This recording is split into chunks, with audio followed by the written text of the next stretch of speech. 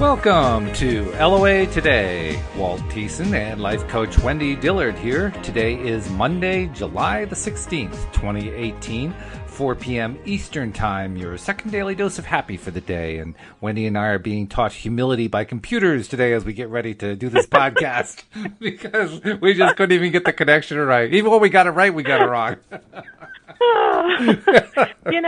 The world is all about technology, and if you can't learn to laugh when it doesn't work, right. We are screwed. And you're right. Laughing is exactly the right thing to do. I mean, the worst thing to do is to go, oh, God, and start pulling out your hair. And no. It's all funny. It is. It's hysterical, actually. I mean, one of the things that we were both doing, she had finally been able to connect, and then there's an unmute function. And we were both hitting the unmute at the same time, thereby muting her over and over again. So even there, we were still getting it wrong. But you know what? No one can mute me. I will find a way to express myself. The law of attraction comes through again. Absolutely. You got it. Oh, that's So how funny. are you doing, Walt? Oh, it's been an interesting day, to say the least. I've had a lot of stuff going on, and I don't even want to try to rehash any of it other than to say I have been doing a stellar job of trying to keep myself in the positive frame of mind. Although I have to say, yay, that's exactly right. Although I have to say, at one point, I did catch one person did catch me sighing, so I had to work on that one a little bit. But other than that, I was doing good. Well, one of my favorite things is the perfect timing synchronicity that law of attraction provides. And I've been trying to work with, this is in my day job, I've been trying to work with this one guy for 3 days. And he keeps saying, I'm busy, I'll get to you later. And finally, I'm like, okay, I am him. It's been 3 business days. I need to know his status, and I really need to know it today. Mm-hmm. And so at that point, he doesn't respond. So I get up and I go down into my kitchen and I go get something to drink. And when I come upstairs to my office, he says, hi, Wendy, can I call you right now? And then there's a pause and he said something like, well, you didn't respond, so now I'm going to step away from my desk. Oh, jeez. And I'm like, oh, no. So I'm thinking, well, I only have a 20-minute window because then I have to jump on the podcast. Oh, dear. So I told him in very succinct words exactly when I'd be available and when I wouldn't. But see, because we're on different time zones, by the time I finish the podcast, he'll already be gone for the day. Oh, so I said, it's this short window or else tomorrow morning at 9:15 Eastern. So 10 minutes before I had to jump on with you, I get a call, and it's him, and he doesn't know how to fix the problem, so he has someone else on the line, who can fix the problem. But what was so funny is she was rattling off information, and so was he. And I don't know if it's because they knew we had such a short window, but I couldn't figure out who she was. I'm like, what part of the company? Because if I know she's with sales or with a technical thing, I'll understand the data she's coming, what languaging she's using. Mm-hmm. And so finally I said, okay, Lisa, what's your last name? Yeah. She says Taylor. And I went, okay, you I know, and I know where you belong. You're part of this group. She said, yeah, of course you know me. And I'm like, of course I do. So then she starts rattling off information, and she's doing it really fast. And I'm like, whoa, what are we talking about? And I was trying to get my bearings. Finally, within like 60 seconds before I had to jump off the call, I said, well, you didn't tell me X, Y, Z. She goes, oh, I thought you knew that. I said, no wonder I haven't been able to follow any of this conversation. But I said, now I totally get it. I have exactly what I need to know. I've got to jump off the line. Thank you. Bye, everybody. And then I ran to my call with you. Wow. And to me, I don't look at that as like, oh, my God, why did this happen? It's like, oh, my God, isn't this cool? I finally got the answer that I've been needing. It came in right under the wire. I still connected with you, and here we are. That's all very good. And what's even better is that you managed to get through all that with a good attitude without throwing things. Yeah, I think that was terrific. Well, and as soon as I'm done with the podcast, now I can reach out to the people I need to reach out to and say, here's what I just learned that we've been waiting on for 3 days, and this is going to resolve X, Y, and Z. So it's all good. It is so all good. I don't even know how to emphasize that more with more exclamation points. it's all good. No, it could be a little bit easier, like a little bit more time frame to work with next time, but still, No, you got everything done. That was fun for me. It was I enjoyed fun. that. Oh yeah, I didn't need any more time. It was the perfect amount of time. Oh, okay. Yeah. Yeah, no, it was awesome. I don't know. If I was a different personality and wished things could have been done at a slower pace, that's fine. But my brain works really fast. So when I have other people working really fast with me, I'm cool. I'm at home. Well, I can work fast too, but I think I'm also with you on the idea that it's nice to know what the topic of conversation is before I'm asked to process the data. Well, we all knew the topic. She just failed to give me some really pertinent information because she thought I already had it, but I didn't. But that's okay. That helps too. That definitely helps, yes. When you have the right information, it's easier. It's all good. It's all good. Hey, let me tell you, you know how week after week when we talk about Happy Friday, what are you going to do this weekend? Mm-hmm. I've had this big project that I've been wanting to work on. Right. And which is about getting my email list established, but in a way where I want to provide one email after another with really awesome content. Mm-hmm. And that's always been my idea. I don't want people on an email list just to say I have a list, and I don't want people to join up on it just because I offer a free book, which I will. But I want to provide tons of great information. And so finally this weekend, I started to get the excitement to start writing. Wow. And I think I want to start with about anywhere from 10 to 15 emails that I have pre-written. Mm. And I'm into the 7th one. Wow. And it took me all weekend to do it, but it's almost like I'm writing a story. Mm-hmm. And I love story writing. Oh, yeah. So it's like I'm writing a story of how do you become a master deliberate creator? Because that's what I'm offering people. If they sign up on my mailing list, I'm going to teach them how to master deliberate creation. So I can't just throw out a little something in here and a little something there. I kind of have to set the stage, create a foundation, and then walk them through all the necessary pieces and parts. Absolutely true. And in the process of doing it, several things happened. One, I had to get really clear. Like, do I really know this? I hope so. Yeah, I do. Okay. Certain things that I'm about to put out a sentence, and I'm like, is that an absolutely true sentence in every way, shape, or form? And I'm like, I see. Checking your wording. Now, there are a few exceptions, and I don't want people to get hung up on that. So, okay, what's a better way to phrase this? So maybe it's a little bit more generic, but at least they can't hold my feet to the fire and say I lied. Yeah, right. You don't want that either. Or that they get really hung up because they're confused. I don't want that either. I want it to be as clear as possible. Okay. So anyway, that was fun because I was getting great clarity. The other thing is just the whole weekend had a sense of this is what my life feels like as I'm in my new career. Like I was in my new career over the weekend. I was my business name is called Live Your Destiny. So I was inside of Live Your Destiny all weekend. Okay. And I was taking breaks when my brain was getting sloshy. And I would another technical term. Yes, I'd either eat or I'd run an errand, or sometimes I took a nap, or one time I meditated, but it's like, and then I'd go back and I'd be writing again. And then my brain would start to feel like, okay, I'm not feeling very fresh anymore. And I'd go take another break. But I love to work in time blocks where I have big chunks of time. And I had no scheduled activities for the entire weekend. And so I had 2 whole days to do this, and that felt magnificent. Oh, good.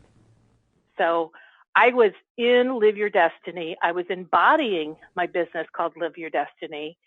And I realized it didn't wait. It's not waiting for me to end the job that I go to during the day.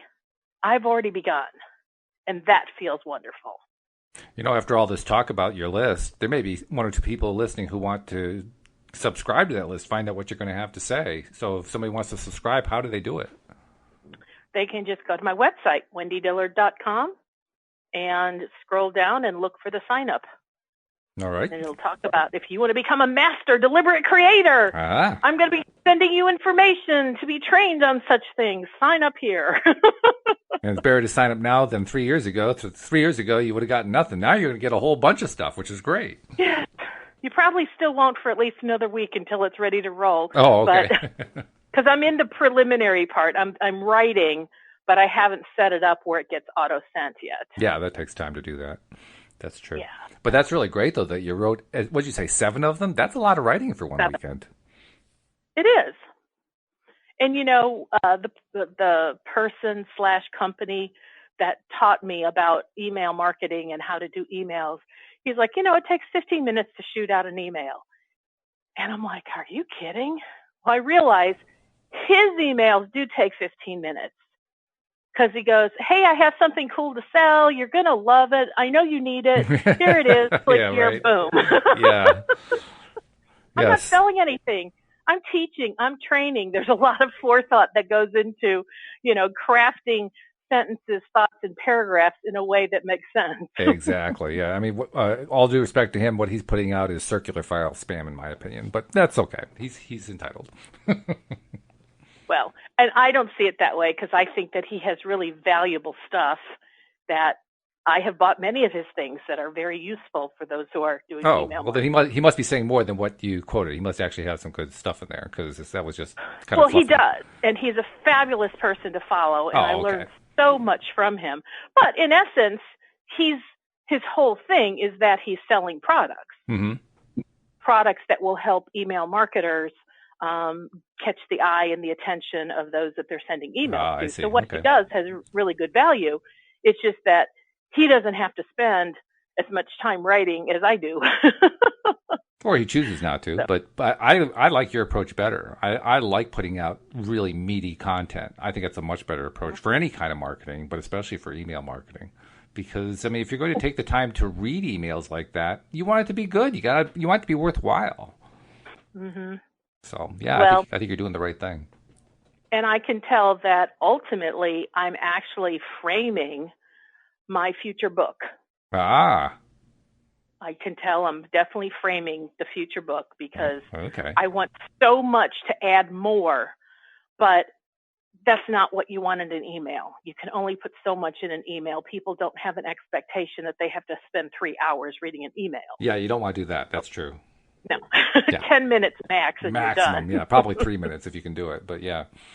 Yep. So anyway, so my weekend was really fun, and I'm looking forward to seeing how the week, Monday through Friday, unfolds for me, because I have set an intention that I'd like more of what I had during the weekend to show up for me during the week so that I can have a continual flow of my business called Live Your Destiny flowing through my life instead of it being stop, start, and having to wait for the weekend for it to show up again. All right. Well, it sounds like it was a very successful weekend any way you measure it. Mm-hmm. That's really good.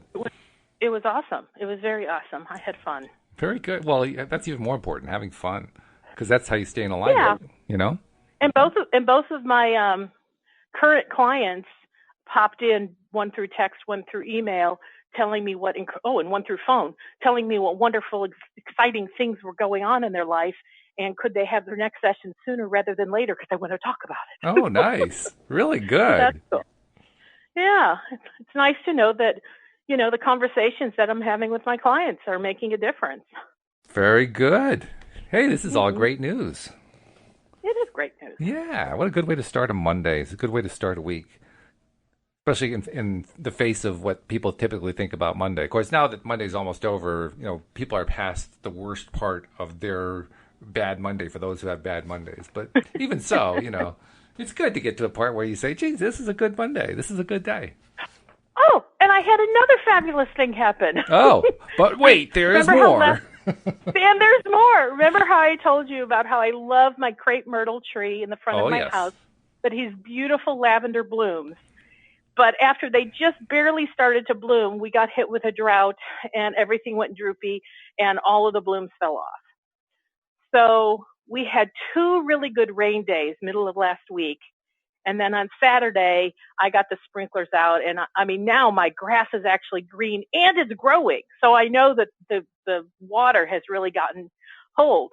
Well, I look out today and almost my entire tree is in the process of blooming again. They're teeny blooms. It's not the big full bloom yet. That usually takes about a week. But I'm so excited because my tree is blooming. And remember how I just said bloom, bloom, bloom? Well, I've been saying that a lot over the weekend, just with fun. Just bloom, bloom, bloom. I want to see all the pretty blooms. I love it. It's great. Today I wake up and there they are. They're in the process of blooming. Yay. All right. That is great. So there's another way that law of attraction has beautifully responded to me. And it wouldn't surprise me if law of attraction is not the one that worked with my inner being to nudge me to like get out there and put the sprinkler on so that it could get what it needed in order to bloom. This is true. Yeah. I mean, you can say bloom all you want to, and if you keep the water away, you're really basically contradicting yourself. Well, but see, interesting, last year, I did not pull the sprinklers out one time. Not once throughout the whole year, the whole summer. Now, it was a wetter summer, but I wasn't really thinking about it. It's just like I went, oh, well, I didn't have to sprinkle and my crepe myrtle bloomed, you know. But this year, it's like the drought hit really fast.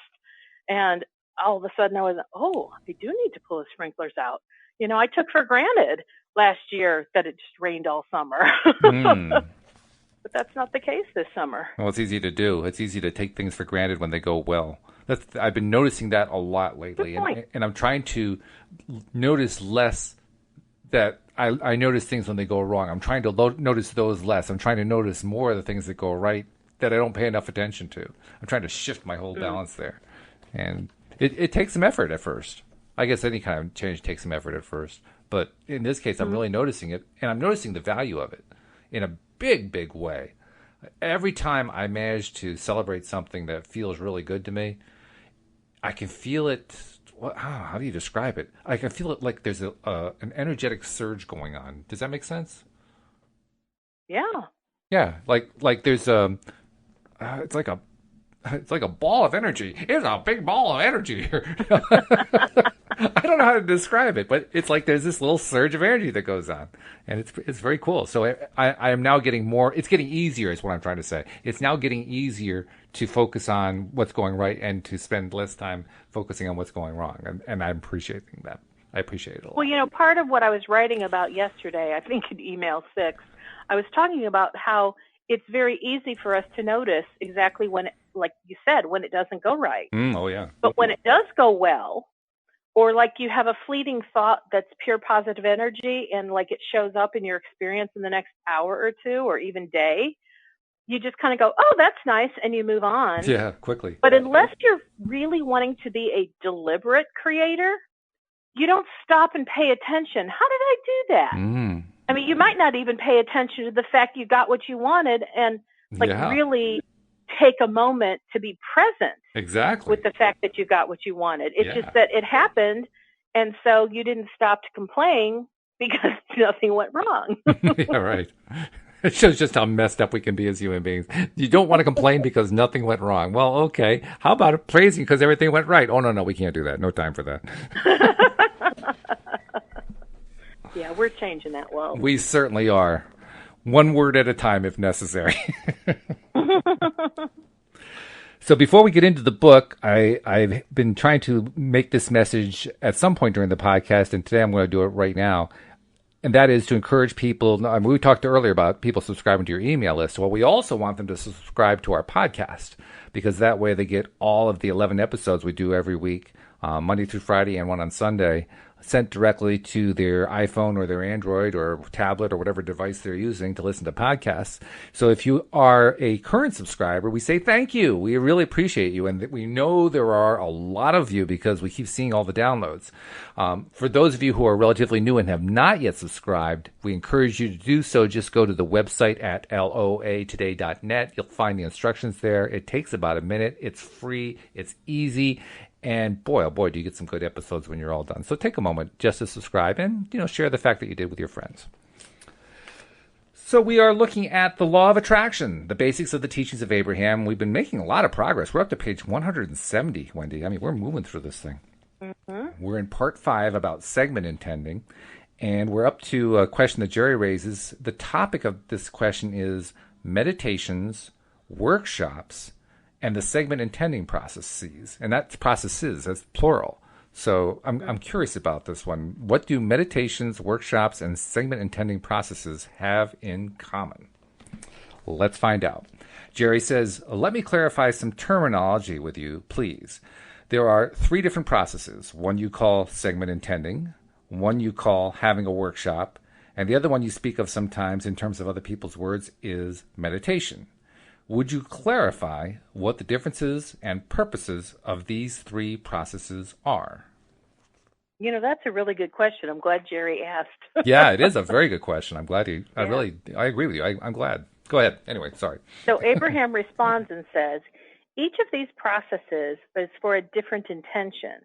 And so your question fits in perfectly with our subject of segment intending. For as you are about to enter into any of these 3 processes, it is a good idea to know why you're entering into them and what you expect to receive. A time of meditation, in your terms, is a segment in which you are attending to quiet your conscious thinking mechanism in order to sense the inner world. It is a time of physical distraction or detachment from the physical so that you may sense that which goes beyond the physical. There are different reasons for this detachment, and it is important that as you are entering this segment, you identify what your reason is. Your reason in the segment of meditation may be that you simply want detachment from the world that is confusing or troubling you. You want some time of refreshment. When we encourage meditation, it is with the intent of allowing the opening of your passageway so that you may blend the inner you that exists in the inner dimension with the conscious physical you that is here in the physical body,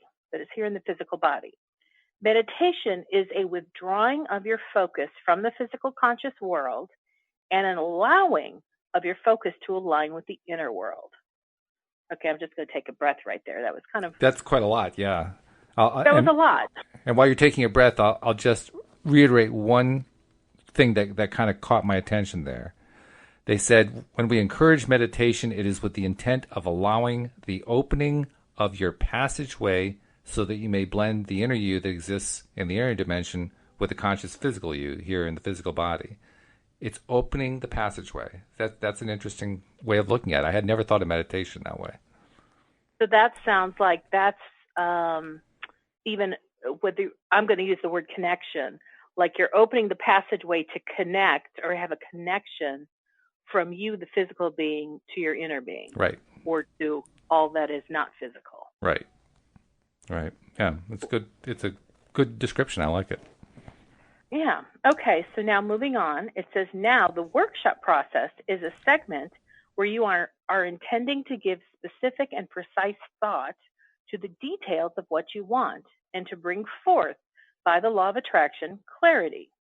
In other words, you want to ponder your desire so specifically that you bring forth the power of the universe to speed your creation. The workshop is the time in which you guide your thoughts in the direction of your specific desire, aligning your thoughts in this moment with the desires that your life has helped you identify. In your physical world, you cannot have a physical experience until you have created it first in thought. And so the workshop is a place where you give deliberate thought to and where you begin the deliberate attraction of the thing or things you want. There's another interesting phrase in there. In your physical world, you cannot have a physical experience until you have created first in thought. That's about the most direct way I've heard them say that so far. You literally cannot have any physical experience until it has first been in thought. That's really, really something. Wow. Thought first, manifestation second. Yeah. Yeah. Okay, then the last one, they say the process of segment intending is to simply recognize that you are moving into a segment where what you want you are intending. I'm going to start over again. Try again. The process of segmenting, doesn't that fit in with one of their things? You can't get it wrong because you never get it done. That's right. Okay, so I didn't get it wrong. Well, you haven't got it done either. Because in my thing, you get do-overs over and over That's and over. Right. And I'm going to take a do-over here. There you go. Mulligan time. Exactly. Okay.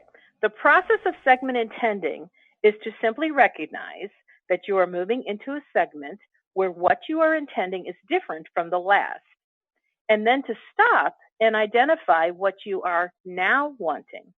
Segment intending is the process by which you eliminate the predominant hindrances to your deliberate creation.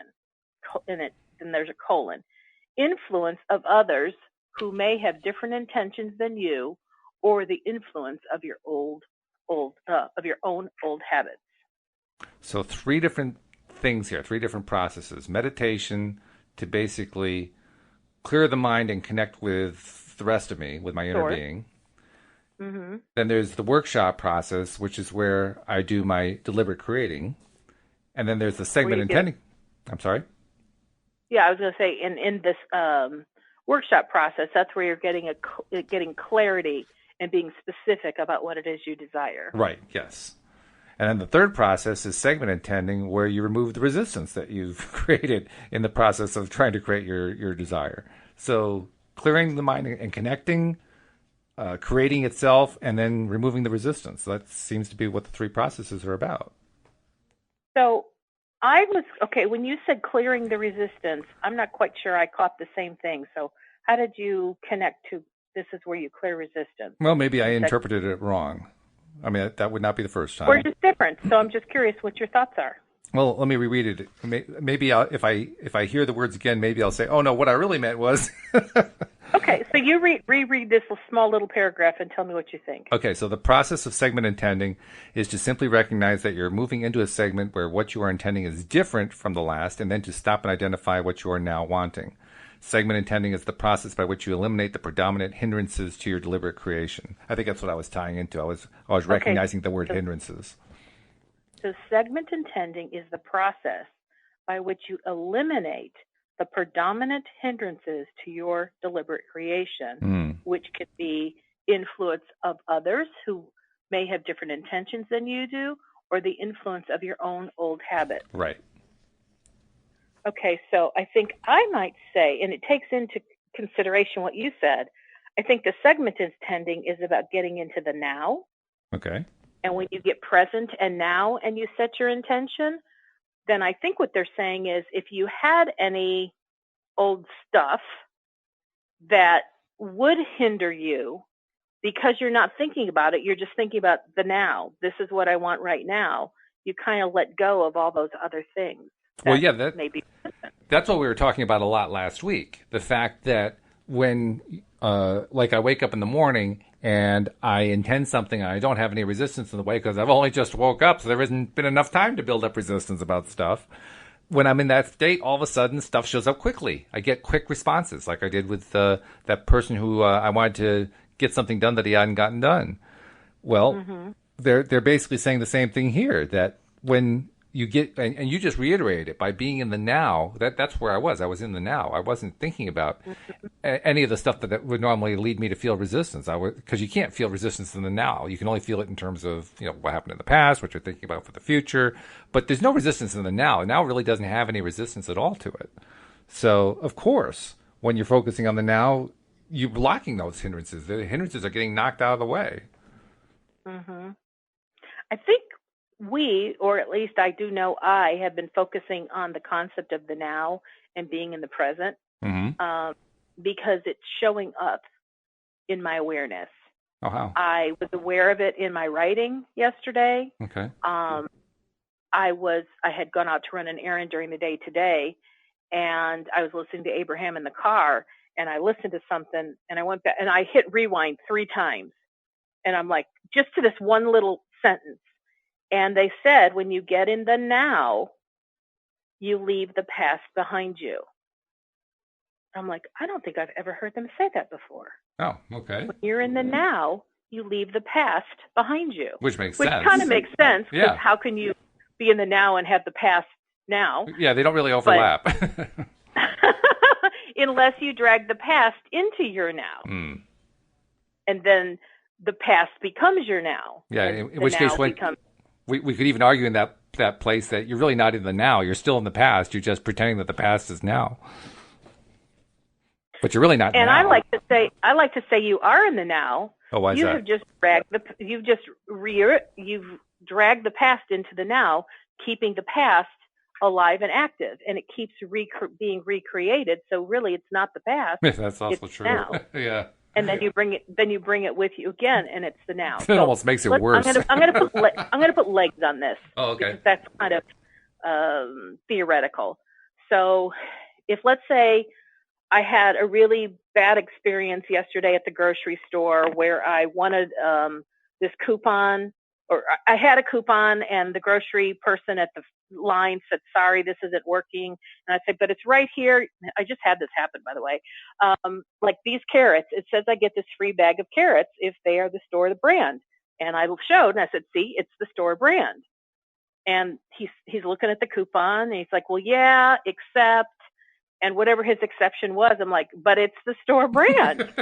There were no other carrots out there with the store brand. What else could I have picked? And honestly, I wasn't even being ugly about it. I was just pointing out these facts. But had, let's say, this gotten into a heated discussion, I might want to drag that home and say to, my loved ones at home, "You're not going to believe the situation I had with this store clerk who was like trying to make a big deal over me not getting the 50 cents off, or they were free, not giving me the free carrots because blah, blah, blah.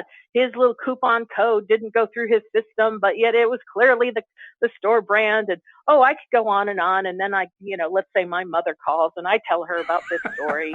And then, I go out to dinner with a friend and I tell him about this carrot story. So then I go to sleep, and now it's a new day. And the new day is called now. But now I'm talking to you on the podcast, and I'm going to tell you all about my carrot story and what an idiot guy that was who couldn't read a coupon and see clearly I should have gotten these carrots for free. Well, now, yes, this is my now, but I just dragged a past experience into my now, and I'm feeling just as heated under the collar as I was on the day it actually occurred. So it's both my past and my now, isn't it? So it's the pain that keeps on giving. Kinda. Because when I really understood the concept of now and why everybody, Oprah and Eckhart Tolle, and everybody was making such a big deal about the now, yeah, mm-hmm. was when I realized the childhood pain that I had on a certain subject. The only reason that I was still in angst over it was because I continued to bring it forth into the now over and over and over. I mean, it happened to me when I was 9, but I was still talking about it in my 30s in therapy. And I was still talking about it to other friends in my 40s. And then when I hit my 50s, I was like, when am I going to be over this? And then I learned about what it meant to be in the now, and how I can only have the past show up in the now if I continue to activate it and continue to focus on it. But if I wanted to stay back in my 9-year-old experience, I just don't bring it up again. I'm done. And I went, oh. Now, I will say there are 2 different ways I go with that, because as a coach, I see 2 sides to the story. There are some situations where there's a pain that happened at 9 years old that never got acknowledged, and I never really understood. And so it's just this giant confusion of, why did that happen? And that's why we go to therapy, and that's why we work with coaches, because when we can get all the information today that we didn't have then, we're able today to release it. And when we can release it, then when the next now moment shows up, we don't have a need to bring it into the now anymore because we really locked the door on it and we said we're done. We got what we needed from that childhood 9-year-old experience. And I like to end it with thank you for coming into my life because I learned something. I gained a gift because of what did occur when I was 9. That's how I know I'm on the other side of it, when I can be grateful for it. And then it's no longer painful, not when I'm happy and appreciative for what happened. And I no longer bring it into my current now. And if I do, it's to talk about how grand and glorious that experience was because it helped to develop in me certain characteristics that I'm grateful for today. That's but I don't good. bring the pain into the now anymore. Yeah. It's very well presented, and I like what you have to say.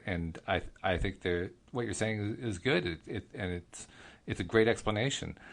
I'm also sitting here really noticing just how important perspective is, because on the one hand, I completely get what you're saying, and I love it. I think it's very good. It's just not the way I think about it.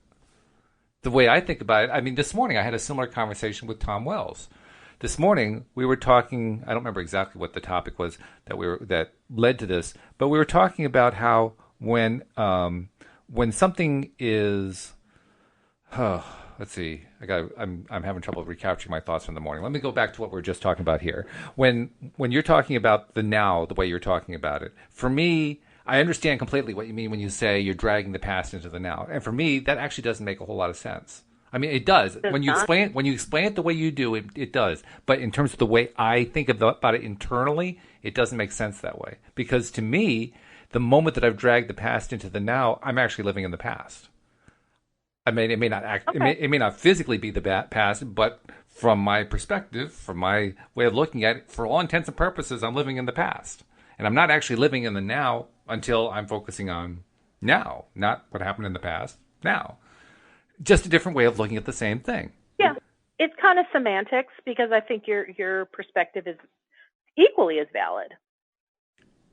And I think it is valid, and I just think it's fascinating how different perspectives basically lead people to their own way of not just understanding it, but of applying this knowledge into our lives. Like if I try to apply your way of doing it, I actually stumble.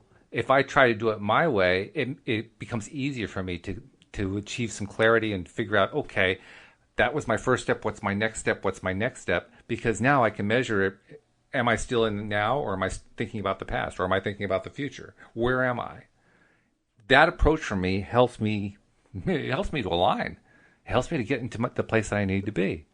And yet, that's not what works best for you. What works best for you is what you described, which is equally beautiful. I mean, it was gorgeous what you described. It's just two different ways of looking at it, two different ways that work for different people.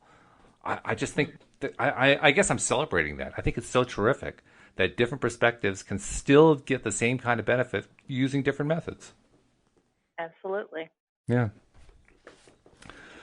So, I think it was on Friday's show where I was talking about my method for just stop, breathe, take a couple deep breaths, and get centered. Yep. That has shown back up. It actually showed up in what I was writing over the weekend. And I started, and this has to do with how I was saying I've been focusing on the now, because even though the word now is not in that idea, that's what it's about. It's about getting you present into this now moment that is a singular now moment that will never be lived again. It's now. And now it's now. And I realized that is how I get connected. Not meditatively, but it is how I just get very grounded. And I was thinking about how I was listening to a meditation yesterday online by one of my friends. And I was thinking about all the different modalities, all the different ways that we do the things that we do. And I thought, I've done so many of them, but I definitely hold a preference today over how I do the things that I do to get me into the states of being I want to be in. And like one lady I know, she does, I almost want to call it ritualistic enchantment. it's like there's a whoo sense that just kind of hovers over everything she does. Then there's another gal that I've worked with, and hers is all very shamanistic and mystical. Then I have another one that I've worked with that's, very much into visualization and guided meditation. And I thought all of them have their place, Yep. but none of those are me. Like, I don't gravitate toward any one of those. Mm-hmm.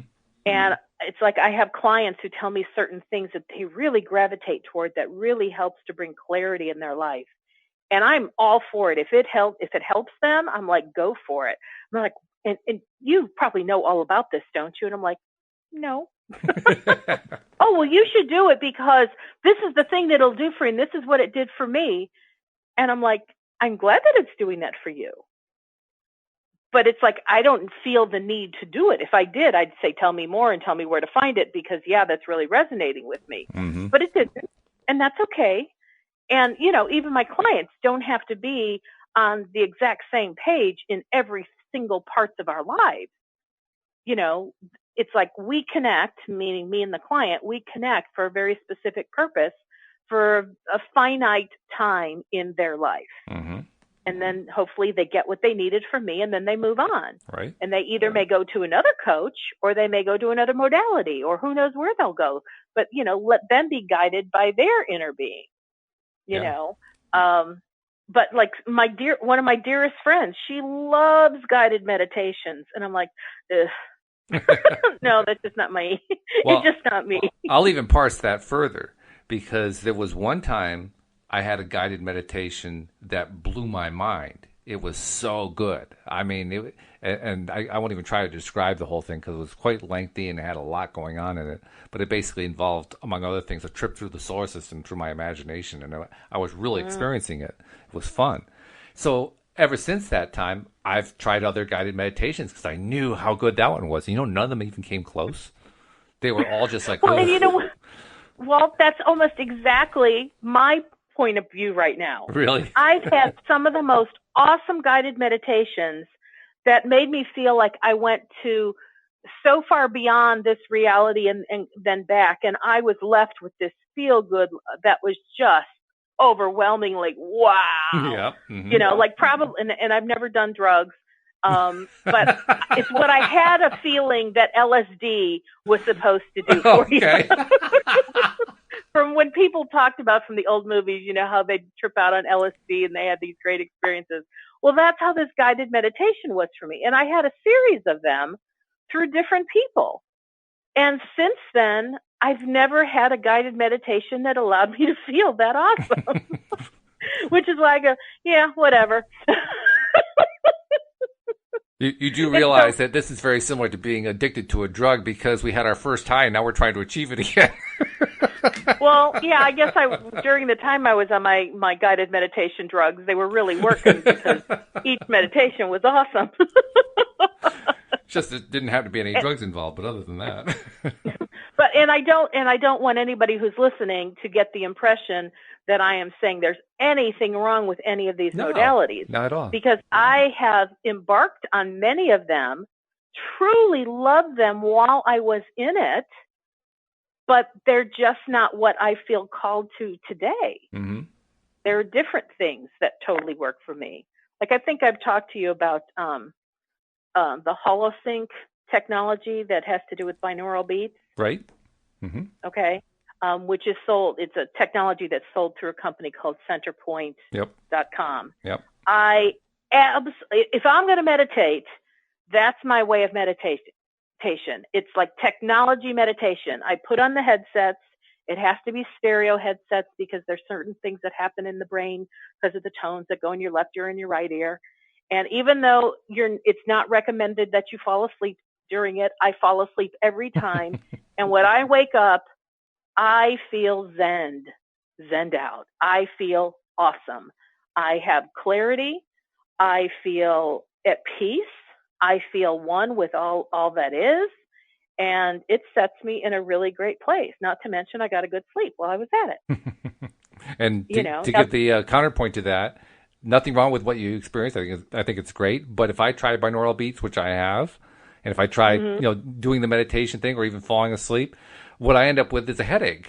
And if I go to sleep, I get a massive headache. So, I mean, I have like the ultimate reason not to ever want to try it again. Not to do that. Yeah. And, if you and I are not like the perfect counterpoint, right. to give as an example to our listening audience of how each one of us is so different, varied, and unique, my thing is just follow what feels right to you. Yes. And don't worry about it if someone else like me is going, oh my God, I absolutely love the HoloSync technology and I've been using it for years. So what? If another person goes, it doesn't work for me, that doesn't make you wrong. And if you talk to me about how you hate it, I go, okay, it's not for you. That's right. That's exactly right. And simultaneously, but don't rain on my parade because it totally works for me. Sure. Hey, if it works for you, that's great. More power to you. I remember, I told you about that one guided meditation where it was just this wonderful experience. And I almost fell asleep in it. I didn't quite, but I almost fell asleep. And when it was over, I was kind of almost like woozy with the high of enjoying how great it was. And looked around the room, and there were like, I don't know, 30 other people in the room, and half of them were just kind of sitting there bored because it hadn't been the same experience for them. Similarly, there have been others where I've been in a room where a guided meditation was being done, and the roles were flipped. There were other people who were having this amazing experience, and I was sitting there going, oh, well, it just wasn't working. So how do you predict it? I have no idea. All I know is even within a guided meditation that's a great one, it's not going to be great for everybody.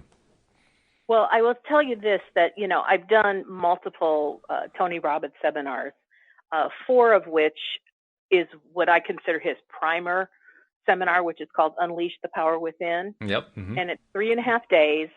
And the first night is a firewalk, where you walk on hot coals. And if anybody thinks that they're a joke, it's not. No. I've been there. It's very hot. Yes. And I've done 4 of those. Have you really? Wow. When I was in Hawaii, that was a long one because that was in a program called Life Mastery. So that was a 40-foot hot coal path. Wow. Where when you're in Unleash the Power Within workshop, those are only 10 feet long. And when you think about 10 feet, that might sound like a lot, but you only actually step your feet down about 4 to 5 times by the time you're done with 10 feet. Right. And what Tony does, and I remember the first time I did this, I was scared out of my mind because it's like like all night long, he's teaching you stuff all day and all night. He's teaching you stuff so that when it's time to get to the firewalk, you'll be ready. Mm-hmm. And prior to the firewalk, now picture this, it's a ballroom filled with chairs and there's 2,000 people in there. Mm. And he says, now everybody lie down. Okay. Find a place on the floor, in the aisles, on the chairs, everybody in a reclined position. Okay. So there's a lot of books and bottles of water and things being shifted around. And 2,000 people are now completely reclined. And he pulls the lights down. So it's there's like barely any ambient light in there. And he takes you through almost an hour guided meditation. And during the meditation, my brain is going, what the hell is going on? Why are we doing this? I know the firewalk is next. Is whatever he's doing going to really work? Oh my God, I'm talking to myself. Am I not doing what I'm supposed to do? Yes, this is what's going on in my head. So now the meditation's over. It's time to stand up. The lights come on. And he's like, now get your coats on. Because I did one in Denver in March. So it was pretty darn cold. Wow. And he's like, everybody file outside and we're going to go to the hot coals. And we had already been out to the hot coals once where we saw the coals being set ablaze. Like this is when they started the fire. Just to really traumatize you. I love it. No, I'm kidding. Oh yeah, I was traumatized. Now you go out there and like his team has shoveled them into these 10-foot long lanes. And it's like a bowling alley. Mm-hmm. There's so many lanes because there's 2,000 people. Yeah. And we've got to get through this in the next maybe hour or so. Right. And so we all get in line, behind all of these different 10-foot things. And, we're supposed to be mildly quiet and staying in our state that he told us to be in. And he gave us a mantra to be repeating. And it was, I can't remember what it was for the one in Denver, but I remember the one in Hawaii where it wasn't cold. It was cool moss, cool moss, cool moss. And so anyway, I don't remember what the one was in Denver, but I'm repeating it, and it's almost like I'm doing it with a vengeance. Like, oh dear God, please make this work. Right. And I waited to like practically the last person in line. And like, then I'd walk up to the front of the line and I saw people doing it and they weren't getting burnt. And I'm like, because, I'm a person who needs evidence. Sure. And I'm like seeing hundreds and hundreds of people do this successfully and get to the other end. And when they can, quote, break state and they can stop doing their mantra, they're cheering and they're excited. And I'm like, well, my dear friends sent me from Dallas to Denver saying, well, I'll see you on the way. I'll see you when you get back, and you'll be in a body bag. Okay. Well, yeah, that great vote of confidence there. Yeah, wonderful vote of confidence, I must say. I know. So I was really scared. And what was interesting is the person at the front of the line, and this really does all have to do with being in the now. Okay. We'll get to that. The person at the front of the line that works for Tony's team doesn't let the person at the front of the line walk until they calibrate the person's expression and body language that Tony has taught them that the person needs to be in for them to know, yes, they're really ready to go. Okay. They're in the state that will allow them to walk on hot coals with bare feet and not get burned. Mm-hmm. And I remember it's my turn. I'm at the front of the line. I'm scared out of my mind. It's remarkable that you remember it at all, I have to say, but go ahead. And the person says, go. She like just kind of nudges my shoulder. And I said, no, because I knew I wasn't ready. Ah. And she looked at me and I said, just hang on, give me a moment. And I didn't wait for her. And I went when I felt I had an inner sense of go now. And I did. And I got to the other side. And what they do is they have a hose, a freezing cold hose of water that they spray on your feet so that if any embers got stuck between your toes, mm-hmm. that when you break state, you don't get burned. Right. Okay.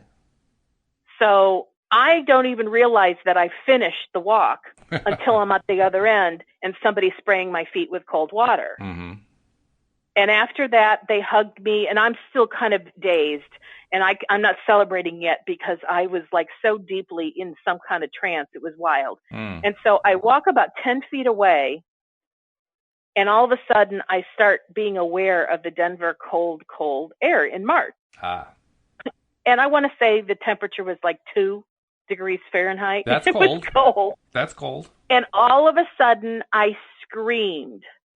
Not from celebration, but from the realization my feet were freezing. And I was like, oh my God, where are my shoes? And there's a pile of shoes and things. And I go and I grab my shoes and I threw a coat down and I was standing on somebody's coat while I was trying to put my shoes on. And then I was walking around just watching people do the firewalk. And there were still some people left to go. And it felt so surreal. It's like I wanted to deny my own experience. Really? I wanted to deny that this really happened to me. Huh. And then logic kicked in and said something happened because I was very in the present, very in the now, very in the moment, feeling my bodily physical sensations when I felt my feet be freezing cold. When I screamed because I wanted my shoes. Yeah. And yet, when they were putting freezing cold water from a hose on my feet, I didn't have that sensation. I had the sensation of the pressure of the water, but not of the temperature. Yeah, that's pretty bizarre. And I had no sensation of fire or heat when I was walking on the hot coals, but I know I did it. Mm-hmm. And that's when I was coming to grips with, I really did it. Mm. I don't really know how it happened. I don't know what Tony said that caused me to go into this very deep trance-like state. Because in my mind, I wasn't in a trance at all. I kept talking in my head going, what about this? What about that? But yet when the girl said go, I know that I was so well connected to my inner being that I had the no, I'm not ready yet. And I'll go when I determine I go, not when someone else tells me to go. And that was one of the most profound experiences of my life on so many levels. One, I knew I was connected to me because no one could make me do something I wasn't going to do, wanted to do or was ready to do. And I know I don't even know if it was 1,200 degrees heat, but it was hot. It was real hot. It was the kind of thing that if you want to warm your hands, you put your hands near the coals because they were really hot. Yeah. But talk about moments of now and how perception shifts everything, because whatever state I had gotten into, which I now understand is a light trance state, I was in it so deeply that normal physical reactions were suspended. Because you should burn your feet when you stand on hot coals. But when you are in this trance-like state, you can have your body suspend its own natural inclinations. I mean, we are such incredibly powerful beings. And that was another something that I learned during that experience, is how powerful I am and how powerful my mind is. That oftentimes we don't give ourselves the credit to realize we came into this physical experience with such a magnificent mind that it can literally turn our sensors on our physical body on and off at will. Because that's what happened when I walked on hot coals. Well, plus there's the part that you're not even addressing yet that is catching my attention and has always caught my attention about this kind of exercise, which is, your sensors were turned off, but not only that, your skin didn't burn, which suggests that your skin burns only because your sensors are turned on. Sensors being turned on cause burning. Like, are you kidding me? The sensor causes the burn? And I was going to say, but on the flip, in the same way, I feel it was just as miraculous that the soles of my feet did not have any scorch marks. Yeah. And I didn't feel the sensation.